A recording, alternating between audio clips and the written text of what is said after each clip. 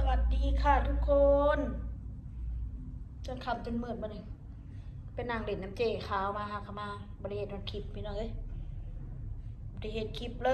ยมาว่ากันไปนะนางหนาเขาคือสีหยาบคือสีสาบคักเนาะเขาอะใส่สบู่ก็สีหยาบคือสีสาบคักเนาะสีมึนขนาดไปหนาเขาก็หยาบกับบอซัมนาแม่ผู้ว่าดอกน้องพี่น้องหยาบจูฮะมันก็สาบอยู่ดอกว่าพุ่นสาบมันก็สาบอยู่ดอกมันก็บอซัมนาแม่ผู้ว่าดอกก็ฉันซะ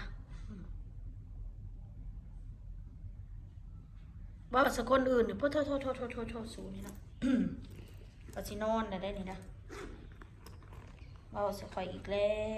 วจะสินอนกับเรื่องอันเนี่ยคือกันเรื่องเบาเพชรเราเห็นคลิปนะมันน่าน้อยเนี่ยมันเอาอันนั้นมันเอาฟุตบอลซีหยัดใส่นมมัน2เบื้องนะพี่น้องก็ว่าพ่อนี่จังไรไฟใหม่บ้ากามพากันเราไปด่าพากันเราไปเว้าคิดได้จังใดว่าเฮ็ดตั้งหัวขอเลยมันสิเป็นพี่สั่งบอกไอ้คนเบิ่งมันมีสิทธิ์ต้องมาบอกว่าตั้งหัวขอแบบนี้แบบนั้นเขาสิตั้งหัวขอแบบไรก็แล้ว แต่เขาสมเจ้าอย่าเกินไปหลายสู้สิมาโทษครอบครัวเขาตั้งหัวขอเกินความเป็นจริงอันนั้นอันนี้บางเถื่อนะลองไปเบิ่งซ่องอื่นเนี่ยเด้อหาเถื่อซ่องอื่นนะเขาก็คือกันเรื่องเล็กๆน้อยๆเขาก็ตะเคียนแบบโอเวอร์เพื่อจะให้คนดึงดูดในคนเขาไปเบิ่งอันนั้นพอมันสิตั้งหัวขอว่าน้องมานามีนมแล้วแบบนะฮะมันบริพิษพี่หายังดอกมันพิษหัวปอดสู้บ่หมักนั่นสู้ตั้งบริหมักครอบครัวกูนั่นว่าง่ายๆซะเขาสิตั้งไปแล้วก็เรื่องของเขาสิไปเดือดร้อนเห็นยังล่ะกับนังหนากูนี่มันสิเป็นระดับกับเรื่องของกูมันเป็นหนาแม่สู้ดอกสิมาเดือดร้อนยังหนากูจะขี่ไล่หรือกูสิอ้วนหรือกูสิเป็นยังไงสู้ว่าสกุลนะสู้บ่ได้งามลื่นกูดอกที่บอกไว้ให้มันยังมันสิดีบ่ถ้าบ่เป็นครอบครัวสู้เองนะคนอื่นน่ะมันบ่ดีดอกถ้าครอบครัวสู้น่ะสัวสัมมาสู้ก็ว่าดีถ้าครอบครัวสู้เองนั่น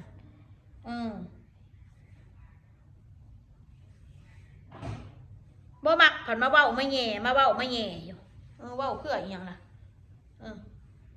อยากให้คนหูว่าโอ๊ยสั่งแหงกูสั่งข้าวควมแหงบ่สั่งกับไซหัวนี้กูบอกไรเถื่อเลยดิกูไรนี้คือมาเนี่ยคือวันนี้จ้ะก็มาตามด่ากูอยู่นี่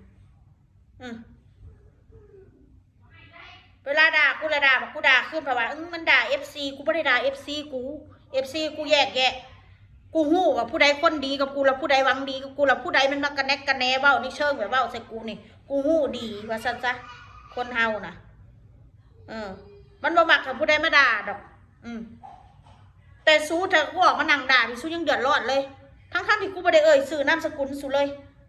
ถ้ากูด่าแค่ถ้ากูกระด่าคนที่มันมาเว้าสกุลนี่แหละเอาใจเด้อใจน้องสาวว่าแล้วก็สิเว้าอีกเดี๋ยวไม่มีที่ซุกหัวนอนบ่มีที่ซุกหัวนอนกูก็นอนข้างถนนชูสิไปเดือดร้อนยังคนฉลาดจนบ่เรือยังบ่ได้เรือยังกูก็บ่ได้ขอข้าวแม่มึงกินได้ล่ะถ้ากูสิเว้าแบบนี้กูบ่เรือยังกูไปขอข้าวสู้กินบ่บุญหนึ่งบักสันดานว่าสันดาพัวกู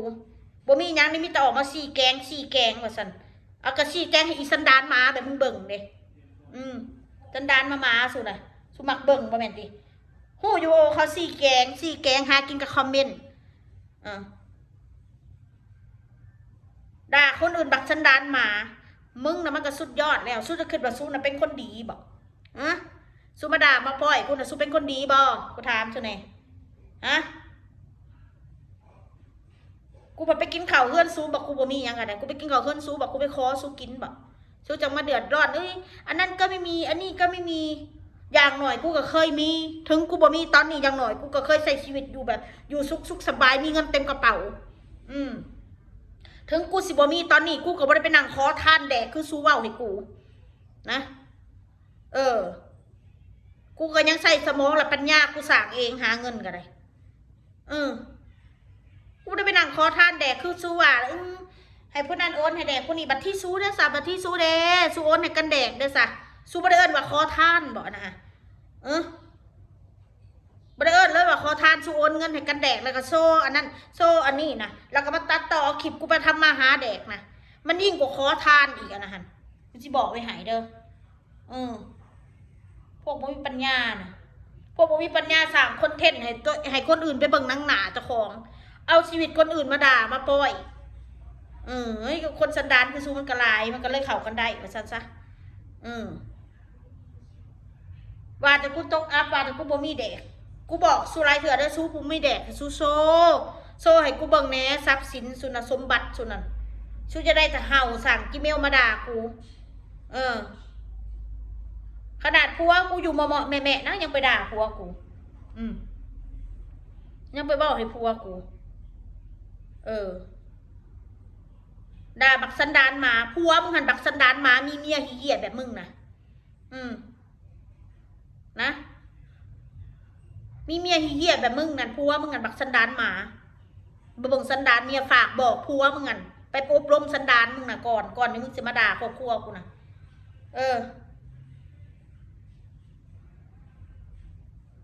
คำกับขี่ถูกสองคำขี่ถูกโอ้ยขี่ถูกกูไปคอแม่มึงกินสบ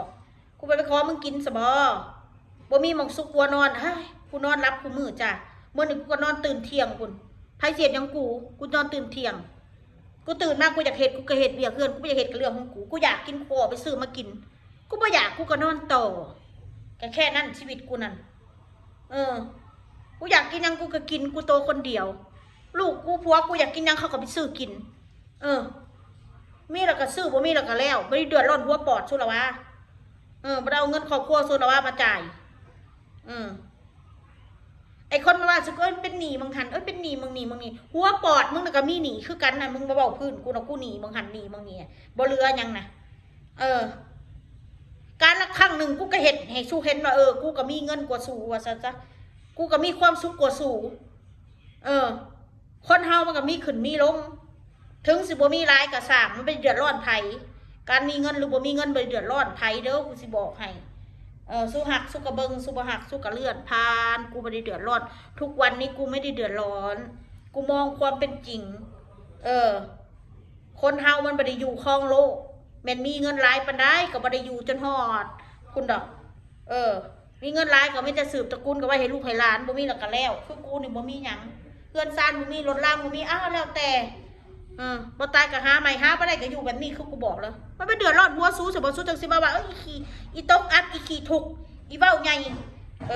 อาเว้าใหญ่ก็เรื่องของกูแล้วปฏิสู้ก็ยังเว้าใหญ่ก็ยังเว้าอวดทั้งๆมีใครเห็นของสู้น่ะซื้ออันเพชรมากกันว่าของแท้ซื้อทองมากกว่าคู่มือนี่ทองนั่นของแท้กับของปลอมแทบสิแยกบ่ออกเลยเอามาอ้างกันนะบางทีซื้อของปลอมมากกว่าทำโตมีภูมิฐานแต่จะของมีที่จริงของปลอมเบิดบางคนแต่กูก็ไม่ได้ว่าดอกค่อยสิอ้างก็อ้างดอกกูเขาเก่งคนที่เขาอวดเขาอ้างนะกูไม่ได้ว่าจักดีคนของกูไม่ได้ว่าเขามีแต่เขาคือเก่งแค่เขามีความสามารถสะออนเขาเนาะมีแต่แบบนี้ไม่ได้ไปบอกว่าอวดมากอวดรวยจังสั้นจังซี่คนเฮาการละครั้งหนึ่งคนนั้นบอกเคยมีพอมันมีมันก็อยากอวดมันเป็นเรื่องปกติของคนมีเงินกูสิบอกไว้ให้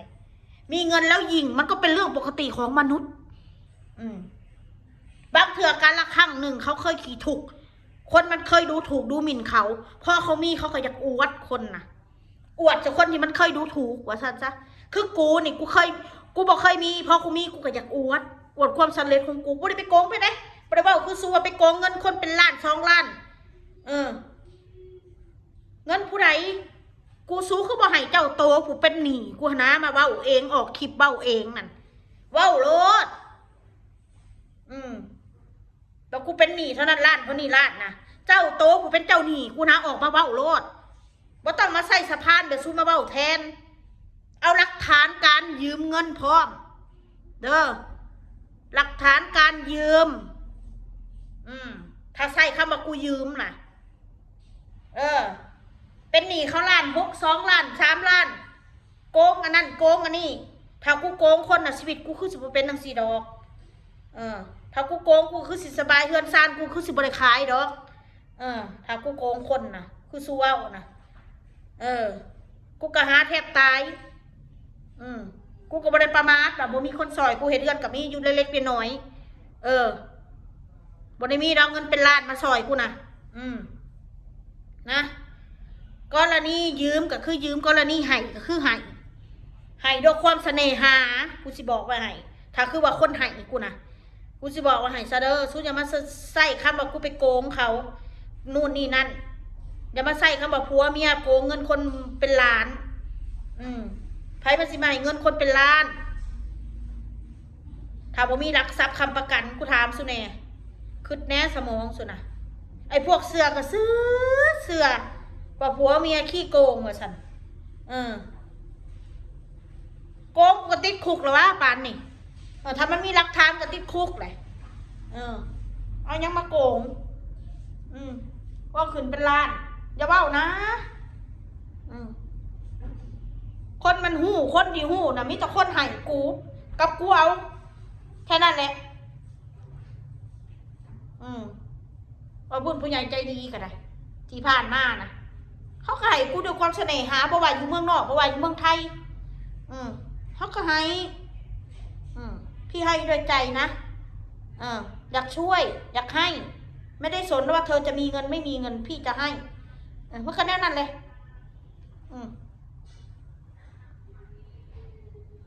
บ่แม่นพิษใจกันละสิมาเว้าให้กันว่าเขาไปหลอกล่อเอาเงินเอาคำมาบ่แม่นความเป็นจริงมันบ่แม่นความโกหกหลอกลวงความตอแหลอยู่ในโซเชียลบ่แม่นไอ้พวกออกมานั่งเว้าเปล่าว่าข่อยไปโกงเงินคนเป็นล้านน่ะพวกตอแหลน่ะข้อมูลความจริงมันบ่ได้มีแม้แต่นิดเดียวแม้แต่เสี้ยวเดียวจิตใต้สำนึกกูมันมีอยู่แล้วสิบอกไว้ให้ซุมต้องมาว่าให้กูดอกก็ต้องพยายามมายักเยียดว่ากูกับผัวกูนี่เป็นคนบ่ดีจังซี่คนเฮามันก็มีทั้งดีทั้งชั่วแหละแต่กูบอกไว้เลยว่ากูนี่ชั่วหน่อยบ่ได้ชั่วหลายคือชั่วคือมาว่าให้กูนะแล้วก็มึงมันชั่วเนาะมีแต่คนด่าว่าซะอย่างน้อยก็ชั่วหน่อยกว่ามึงแค่นั้นแหละเอาซ้ำนี่ล่ะเด้อแต่กูเว้าเรื่องหยังกูบ่ฮู้ดอกเรื่องนี้ฮะ